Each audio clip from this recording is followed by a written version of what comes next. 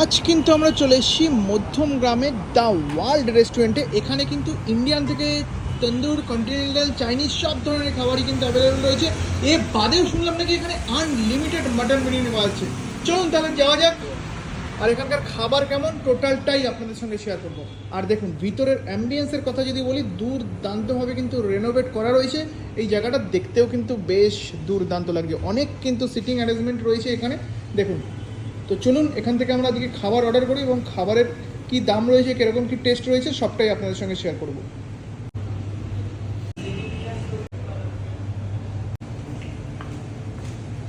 The world রেস্টুরেন্টের special খাবারগুলো কিন্তু চলে এসছে রেশমি কাবাব। রেশমি কাবাব, ওয়াও লাভলি।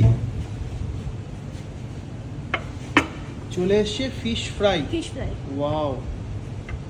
গার্নিশিংটাকে দেখুন দুর্দান্ত। স্যালাড,